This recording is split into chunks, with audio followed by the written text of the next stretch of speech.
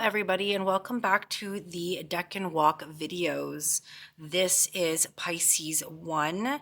We unfortunately missed the last video, which was Aquarius 3, because I got really sick.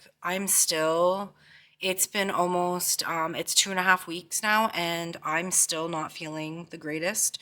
I'm still really run down and coughing really bad and all of that stuff.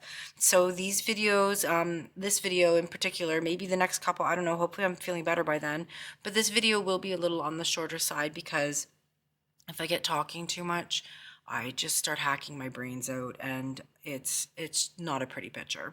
So I have everything flipped because I wanted to just briefly touch on the video that we missed, and that was with the Seven of Swords. So the interesting thing about this is the Seven of Swords doesn't typically show up in my readings. Very occasionally they do. It does, I should say. And this whole entire Aquarius 3 Decan, this card showed up so much in my daily readings, in like the different things that I was doing. I wasn't doing a whole heck of a lot of tarot card reading because I was so sick, but when I did pick up my decks and I did work with them a little bit, this card was coming up so much. And there's numerous reasons as to why I think it did, but at the end of the day, I kind of don't know exactly. So it was really weird that it kept showing up, especially because we were in the Decan that it was about, right? So it was weird. But I'm kind of glad to see it gone. This card is I don't enjoy seeing it, but at the same time, like, it's not like the Tower where I'm like, shit, you know what I mean? But like, it's not one of my favorites. It's, to me, it's usually mischief. It's usually sneaky behavior, things being done behind people's backs, stuff like that. I don't like that kind of behavior, right? Most people don't. So that's kind of where it was at. But the thing, like I said, once again, I feel the situations involved people in my life, but they weren't necessarily being done to me, right?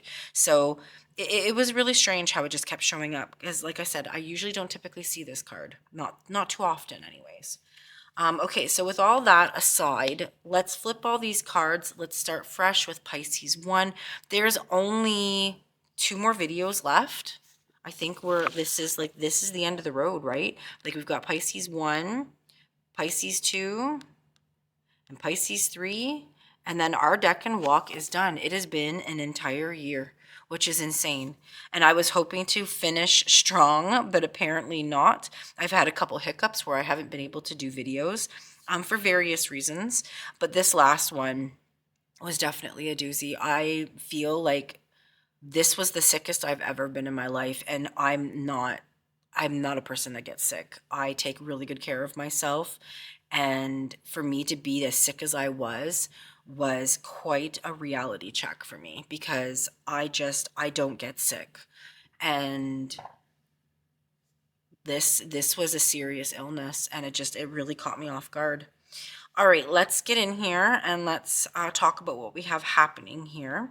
So I'll just kind of start from the bottom and go up. Or actually, let's do the opposite. Let's start from the top and go down. We are now in Pisces. So happy birthday, all my Pisces people. Pisces is a water sign. We all know that. And it is a mutable sign. And we remember what that is at this point, right? All right, so to refresh our memories, our mutable signs are Gemini, Virgo, Sagittarius, and Pisces. This is the end of the season. So Gemini is late spring, Virgo late summer, Sagittarius late fall, and Pisces late winter. During these periods, the upcoming season can be sensed. This gives these signs a flexible, adaptable quality. So yeah, like, definitely. It doesn't seem that way here. Like, we literally got the craziest snowstorm in the world like a day ago. It's full-fledged, like, cold winter, icy, deep snow here right now. I have no feeling of spring at this moment in time, which sucks because I'm done with the winter. It's been a long, hard winter. It's been very cold, very snowy, all that stuff. All right, so there's where we're at in the Decan that we're in. We are looking at the Eight of Cups with the Moon and the World. Here it is in Hermetic Tarot. So Eight of Cups is Lord of the Abandoned Success. Universe is the World, which is the Great One of the Night of Time. And the Moon is Ruler of Flux and Reflux, which is a really cool card. It's a really interesting looking card. And our planetary information, or sorry, our planetary influence is Saturn. And then over here, last Decan, these changed. We went from the Knight of Swords to the King of Cups, but we're still with the Princess or the Page and the Ace of Swords. So we've only changed out one of the court cards, and that was for the King of Cups. All right, let's put these in order. There we go. So those are our little extra influential energies that we run into throughout this Decan. They're hanging out over here. All right, so usually I have a pretty good idea how things are coming about or in through my life during the specific Decan that we're in, but I've been sick. I haven't been able to take any customers. My business has been closed for over 2 weeks now. I've spent 90% of that bedridden and just trying to eat and do like the functions to live and not really doing anything else. So I'm not really sure how this is going to come into play because, like I said, my life is really not active right now on purpose, right? Because I'm still getting better from this crazy virus that I had. So as usual, I'm gonna read a little bit out of the book we've been working with this whole time, 36 Secrets by Susan Chang. So I'm just going to read a little bit out of here. Like not that much information today, guys, because like I said, I'm like hacking my brains out and it's hard for me to talk a lot. And these videos require a lot of talking. All videos require a lot of talking, right? Okay, so let's get in here. Okay, the farthest shore. Eight of Cups, Pisces One. It's like a scenery from a storybook, a red-cloaked figure, staff in hand, climbing a rocky shoreline beneath a watchful moon. Their destination is unclear, but we know what sacrifices they leave behind. 8 cups full of the past, 8 cups worth of life lessons and experiences. These are the moonlit seas of Pisces, a final liquid dissolution under cover of night. Here in the final 3 decans of our year-long journey, we take the mystic's path and arrive at the sea at the end of the known. By forsaking the familiar, the accounted for, even the rational, we shall encounter magic and mysteries. The Eight of Cups represents the first decan of Pisces, a decan ruled by Saturn. The last one we shall see. In fact, for the last 6 decans, we have been in Saturn's territory by sign. The 2, 3, and 4 of Pentacles were cards of Capricorn, the Devil, while the 5, 6, and 7 of Swords were cards of Aquarius, the Star. In Devil's Decan, we worked with the world's walls and followed its rules. In the Star's Decan, we stepped into the starry space outside those walls and rules in order to reimagine them. In the Eight of Cups, we are now in Jupiter territory by sign, while also being in Saturn's last outpost by the Decan. Those Capricorn and Aquarius sign cards tell us something about Saturn's chthonic and celestial kingdoms. But the 5 decans of Saturn afford us the chance to take his gifts on the road as if were and see what we can make of ourselves with their assistance. The 7 of Pentacles taught us to find patience, the 5 wands to perform under pressure, the 3 of Swords taught us to honor our commitments, the 7 of Tens to bear our burdens, the 10 of Wands to bear our burdens, and the 8 of Cups teaches us perhaps the hardest lesson of all, to face our fear of the unknown. And then, like I said, there's like a lot more information here to go over. She talks about how it can be, it can show the dark night of the soul, something that all people who are spiritual-based people do not look forward to having to encounter, but know that we have to go through the dark night of the soul in order to advance ourselves and our gifts and our abilities. She talks briefly about combining it with other cups, or other cards, sorry. And like I said, I'm going to skip all that just because I'm still not feeling the greatest. But we're going to go down to the everyday Eight of Cups and the takeaway. So the everyday Eight of Cups. The Eight of Cups seems to be the wateriest of the Pisces cards. And in the past, I have had an uncommonly high incidence of drawing it on Thursdays, which is considered the day of Jupiter, when the hour of Saturn often worked out to be the exact time I had available to go for a swim. It's gone along with tasks involving removing someone or something from a situation where they no longer belonged, and discussions of non-ordinary realities. Like the Six of Swords and the Eight of Wands, it can be a card for taking trips.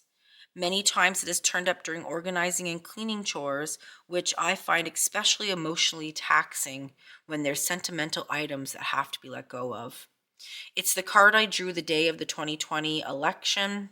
I think that's because no matter what other feelings you may have surrounding the vote itself or which candidate you support, it's closed the chapter of a very emotional time for the country.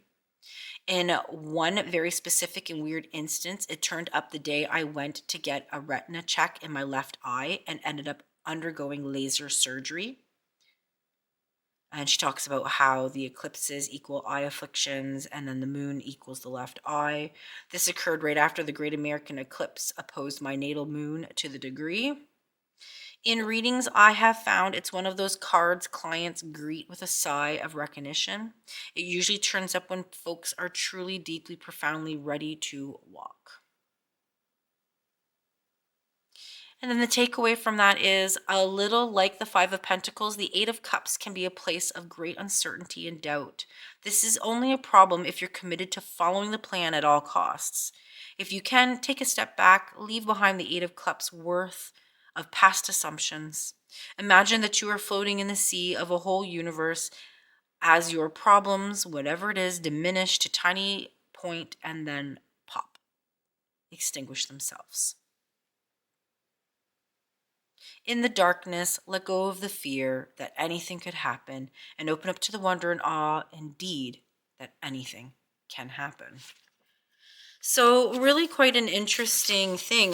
We're coming up on an election here in we're in Ontario, the province I live in. So I'm pretty sure this, I don't know my election dates. I'm sorry. I'm not really big into politics. I don't know if the election is going to run during, or the voting is going to run during this Decan. But it is coming up very, very soon. I do know that. So that's interesting how that card is kind of sitting in that position when we're pretty much on top of that time in the province I live in. To me, the Eight of Cups is just like walking away from everything you worked on. You know, you're done, you're over it. You want to walk away from it. The biggest thing I can explain, the way that I look at it, is I see these cups are stacked so perfect. They're all the exact same size. They're stacked like a perfect little wall. And this person's just like, yeah, see you later. I'm out of here. And is just walking away, right? So I mean, I feel like it's like she said, like cleaning out closets and cleaning out spaces and getting rid of sentimental things, but needing to walk away from them, or not have them anymore because they don't serve a purpose in your life anymore.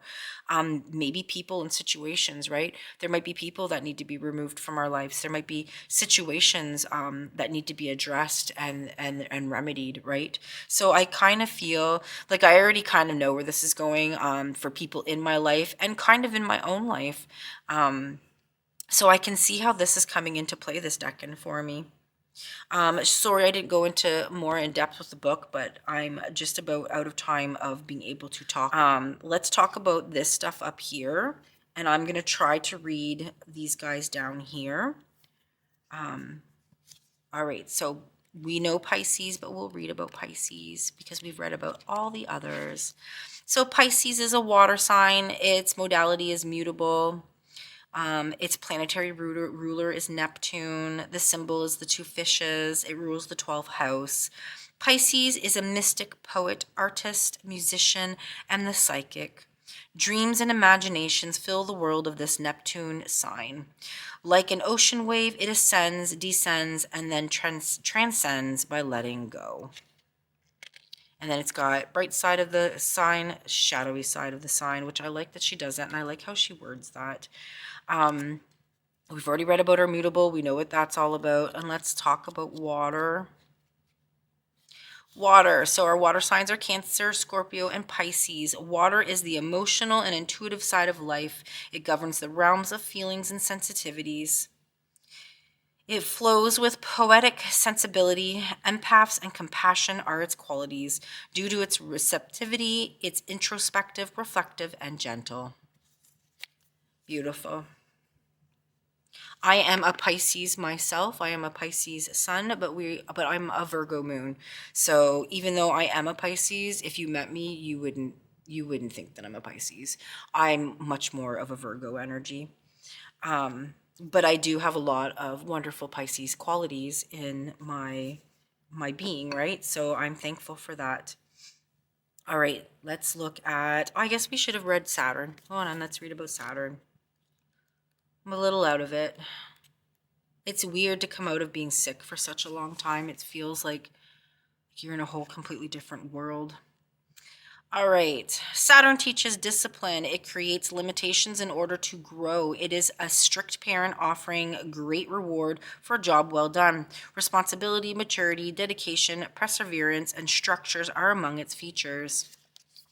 That's interesting, eh? I actually feel like I lack structures because I'm a Pisces and it fights against my Virgo energy, right? So like I'm a little bit of a mismatch. I like to be organized, but at the same time, I hate being organized. So I'm kind of a contradictory energy that way. All right. I'm going to read the Eight of Cups for sure. See how far I can get before I start getting into trouble here. All right, the Eight of Cups, Lord of Abandoned Success. A hand holds 3 stems of water lilies. 2 water lily flowers are shown, which bend over the 2 center cups, pouring water into them. These 2 cups are not yet fulfilled. The other cups remain empty and abandoned. At the top and the bottom are the symbols of Saturn and Pisces. This card represents the first decan of Pisces ruled by Saturn. So that's what it has to say. And we can look at that right here if I can get my camera to focus. All right, we've got those 2 lilies pouring water into those center cups, but the rest are empty.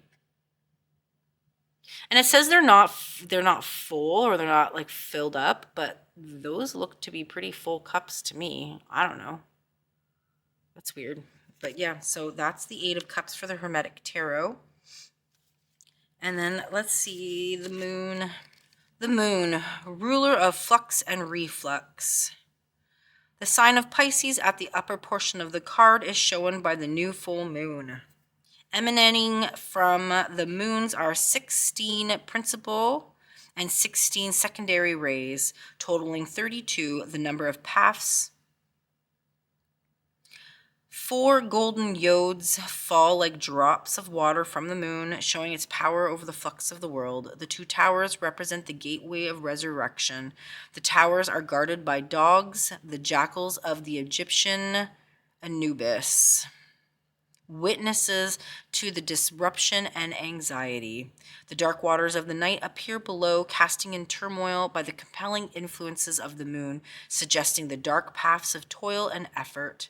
At the center of the card, the winged scarab follows the path of all heavenly bodies, rising in the east and setting in the west. He carries a solar disk in front and behind. Well, that doesn't sound like such a positive card, and I actually really like the moon card, and I really like this moon card. But apparently there's just a lot of chaos happening in this card. but I think it looks really cool. But there's the moon card.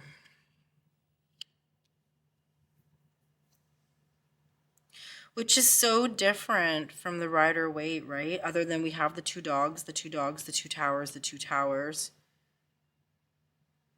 It's just, it's so different. I don't know, weird, eh? Weird how different the Hermetic Tarot is from the RW.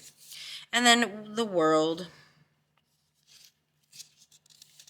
So in the Hermetic Tarot, the World is called the Universe, the Great One of the Night of Time. This card is attributed to Saturn, whose signs appear on the double-headed eagle. It is represented by the two sickles. The background of the card, sun, moon, and stars, represent the ever-expanding, ever-changing universe. In the middle of the card at the left, the sign of Taurus represents the bull. The sign of Leo is the sign of Leo, the lion, appears to the right. The man at the bottom suggests Aquarius. The eagle of Scorpio above completes the 4 signs. All right. We've seen this one in the past, but we'll take a look at it because it's been a while. So there's all that different stuff happening. Sun, the moon, the stars, the man down here for Aquarius. I'm not seeing a lion. Here's our eagle. There's our sickles.